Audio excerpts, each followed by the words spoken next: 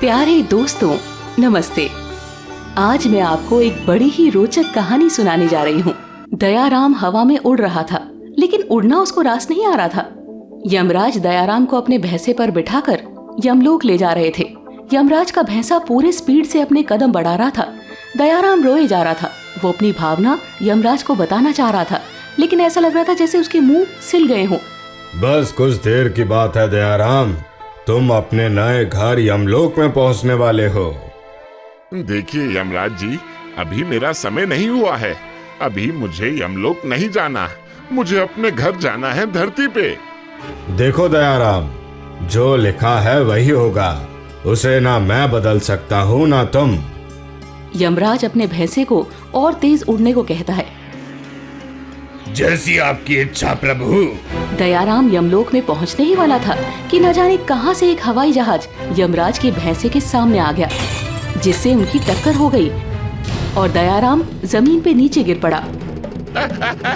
मुझे कोई बचाओ, मैं गिर रहा हूँ। टक्कर के कारण दयाराम बहुत तेजी से नीचे गिर रहा था और चिल्ला रहा था, बचाओ बचाओ। तभी अचानक दयाराम की नींद खुली और उसने देखा कि वो अपने छोटे से मकान में चारपाई पे लेटा है। क्या ये एक सिर्फ सपना था? मैं ठीक हूँ, लेकिन ये कभी ना कभी सच भी तो होगा। नहीं नहीं। 70 साल का दयाराम सब्जी बेचने का काम करता है। चिलचिलाती गर्मी हो या झमाझम बारिश, दयाराम अपने ठेले पर सब्जी लिए घूमता फिरता हर गली में जाता। आलू है, भिंडी है, लौकी है। दयाराम की पत्नी बहुत पहले गुजर गई थी। एक बेटा था जो शादी के 1 साल बाद अपनी पत्नी के साथ एक सड़क दुर्घटना में अपनी जान गंवा बैठा था और अपने पीछे प्यारे से मुन्ने को छोड़ गया था। ना ना, मत रो मेरा बच्चा। अपने कांपते हाथों से दयाराम उस प्यारे से बच्चे को सहलाते पुचकारते तसल्ली देने लगा। उस छोटे से बच्चे को इतना ज्ञान था। जवान बेटे के मौत ने दयाराम को तोड़ तो दिया था, लेकिन इस बच्चे की जिम्मेदारी भी उनके कंधे पर थी। अब वो अपना जीवन सिर्फ मुन्ना के लिए जीना चाहता था, इसीलिए बिना थके रुके रोज ठेला लेके सब्जी बेचने निकल जाता था। आलू है, भिंडी है, लौकी है। अरे भाई जल्दी सब्जियां थैले में रखो, हमें और भी काम है। रखता हूँ साहब, रखता हूँ। ये बुढ़ापे ने मुझे धीमा कर दिया है। ग्राहक ने दयाराम को पैसे दिए और चला गया। दयाराम दिन भर गली गली घूमता सब्जी बेचता था। इसके बावजूद भी उसके पास थोड़े बहुत ही पैसे आते और किसी तरह खाने पीने का इंतजाम हो जाता। दयाराम खुद एक पहर का खाना खाता, लेकिन मुन्ना को कभी भूखे पेट नहीं रखता। आखिर वही तो उसकी एकमात्र अमानत थी, उसके बेटे और बहू के जाने के बाद। अरे बस दादाजी, और कितना खिलाओगे मुझे? मेरा पेट भर गया है। चलो अब आप भी खा लो। अरे ये आखिरी निवाला है, इसको खा ले बस। चल आकर आ। छोटा सा मुन्ना अब 7 साल का हो गया था। उसने अब स्कूल भी जाना शुरू कर दिया था। दादाजी, मुझे स्कूल नहीं जाना। मुझे आपकी याद आती है स्कूल में। मुझे आपकी तरह सब्जियां बेचनी है। आलू ले लो, टमाटर ले लो। मुझे भी ऐसे बोलना है आपकी तरह। इसमें कितना मजा आता होगा ना दादाजी। अरे नहीं बेटा नहीं, ये सब नहीं करना तुझे। तुझे पढ़ लिख कर बड़ा आदमी बनना है। तुझे अपने माँ बाबा और मेरा नाम रोशन नहीं करना क्या? दादाजी कितना बड़ा, आपकी तरह? मैं कहाँ बड़ा आदमी हूँ, मैं तो एक सब्जी बेचने वाला गरीब हूँ। इसी तरह मुन्ना और दयाराम की जिंदगी बीतती रही, लेकिन दयाराम को बार बार वो सपना कचोटता रहा। वो असहाय अपने मुन्ना के आगे की जिंदगी के बारे में सोचता रहता और घर के कोने में छुप छुप कर रोता रहता। मैं तो अब बहुत बूढ़ा हो गया हूँ। अब मेरे हाथ पैर भी साथ नहीं दे रहे। मेरी मौत कभी भी दस्तक दे सकती है। और ये मुन्ना इतना छोटा है अभी। मेरे मर जाने के बाद कौन रखेगा इसका ख्याल? कौन इसको तैयार करेगा? कौन खाना खिलाएगा इसको? ये सब बातें कहते कहते उसकी आंखों में आंसू आ गए। तभी वहाँ मुन्ना आ गया और दयाराम के आंख से आंसू टपकते मुन्ना के हाथों पर गिर गए। क्या हुआ दादाजी, आप रो क्यों रहे हैं? बताइए दादाजी, क्या हुआ? अरे कुछ नहीं बेटा, बस आंख में कुछ चला गया था और कुछ नहीं। दादाजी, आप मुझसे झूठ नहीं बोल सकते। झूठ बोले कौवा काटे। आपको कौवा काट लेगा। आपको मेरी कसम। बताइए, आपको क्या हुआ? और हाँ, सच बताना, आपने मेरी कसम खाई है, नहीं तो मुझे कुछ हो गया तो? अपने पोते की बात सुनकर दयाराम ने उसे गले लगा लिया। अरे नहीं बेटा, ऐसा अशुभ ना बोलो। तब दयाराम ने मुन्ना को अपने सपने की सारी कहानी बताई। दादाजी, आप भी ना, वो तो सिर्फ एक सपना है। आप क्यों चिंता करते हैं? ऐसा कुछ नहीं होगा।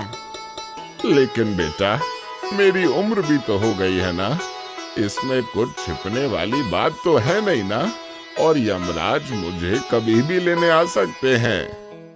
यमराज क्या सबको लेने आते हैं? नहीं, जो मरने के करीब होता है सिर्फ उसे ही लेने आते हैं। मतलब माँ बाबा को भी यमराज ले गए थे? हाँ बेटा, आए होंगे, तभी उनकी मृत्यु हुई। आए होंगे मतलब? आपने देखा तो होगा ना, कैसे दिखते हैं यमराज? अब दयाराम समझाए भी तो कैसे समझाए, उसने बहलाने के लिए बोल दिया। अरे बेटा, आए, लेकिन मैं देख नहीं पाया, बूढ़ा हूँ। धीरे धीरे उनके पास गया देखने, तब तक वो चले गए थे। कोई बात नहीं दादाजी, जब यमराज आएंगे तो मैं उन्हें देख लूंगा और दौड़ कर उन्हें पकड़ लूंगा कि मेरे दादाजी को मत ले जाओ। दयाराम मुन्ना की बातें सुनकर हंसने लगा, लेकिन उसका डर सही साबित हुआ। एक दिन दयाराम जब ठेला लेकर रास्ता पार कर रहा था, तब उसे एक ट्रैक्टर ने टक्कर मार दी और दयाराम की तुरंत वहीं मौत हो गई। यमराज उसे अपने भैंसे पर बिठाकर हवाई मार्ग से यमलोक ले जाने लगे। तभी उनका भैंसा अचानक रुक गया। उनके भैंसे को एक छोटा बच्चा रास्ते रोके दिखाई दिया। क्या हुआ? तुम रुक क्यों गए? प्रभु, एक छोटा बच्चा आगे खड़ा है, वो हटे तब मैं आगे प्रस्थान करूं। बच्चा? ये बच्चा कहाँ से आ गया? वो बच्चा और कोई नहीं, मुन्ना था। यमराज ने जब उससे रास्ता रोकने का कारण पूछा था। बेटा, तुम यहाँ क्यों खड़े हो? जाओ यहाँ से, हमें विलंब हो रहा है। जाओ, जाके खेलो। मुझे भी आपके साथ चलना है, ले चलोगे ना मुझे? अरे तुमको क्यों चलना है? अभी तुम्हारी उम्र काफी छोटी है। जब बुजुर्ग हो जाओगे तब मैं तुम्हें लेने आऊंगा। तो मुझे भी बूढ़ा बना दो ना। ऐसा नहीं हो सकता बेटा, हर चीज का समय होता है। मुझे कुछ नहीं पता, आप मुझे भी ले चलिए, नहीं तो मैं यहीं खड़ा रहूंगा। यमराज को मुन्ना की जिद पर ये समझ नहीं आ रहा था कि वो क्या करे। उन्होंने मुन्ना को लालच दिखाना शुरू किया। तुमको मिठाई, कपड़े, खिलौने, पैसे जो चाहिए ले लो, पर मेरा रास्ता छोड़ दो। मुझे ये सब कुछ नहीं चाहिए, आप मुझे बस अपने साथ ले चलिए, बस। तुम जिद मत करो, ये संभव नहीं है। मैं कहाँ जिद कर रहा हूँ, मैं तो बस आपके साथ चलने के लिए कह रहा हूँ। यमराज का दिमाग एकदम काम नहीं कर रहा था। उनको समझ ही नहीं आ रहा था कि वो बच्चे को कैसे समझाए। तभी मुन्ना ने कहा, मेरी एक शर्त है, अगर आपको शर्त मंजूर है तो बोलिए।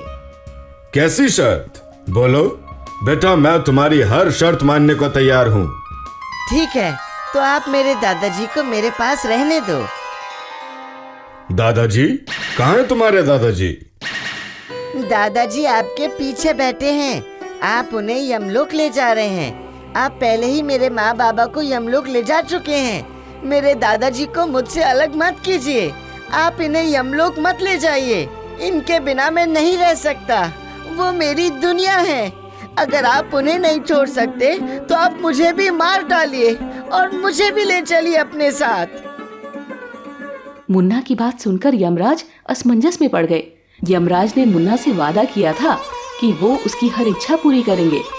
वो थोड़ी देर चुप रहे तो मुन्ना ने कहा, क्या हुआ यमराज जी, आप चुप क्यों हैं? आप मानोगे ना मेरी शर्त? नहीं मानोगे तो मुझे भी ले चलिए। मुन्ना की बात सुनकर यमराज जी मुस्कुराए और उन्होंने एक जोर सी फूंक मारी। अगले ही पल मुन्ना अपने दादाजी के पास पृथ्वीलोक पे बैठा मिला। उसके दादाजी का एक्सीडेंट तो हुआ था, लेकिन वो कुछ दिन के बाद ठीक हो गए। ये मुन्ना का प्यार ही था जो उसके दादाजी को यमराज के पास से भी खींच लाया था। दोस्तों, आपको ये कहानी कैसी लगी कमेंट करके जरूर बताएं। ऐसी और कहानी सुनने के लिए इसे लाइक और शेयर जरूर करें। धन्यवाद।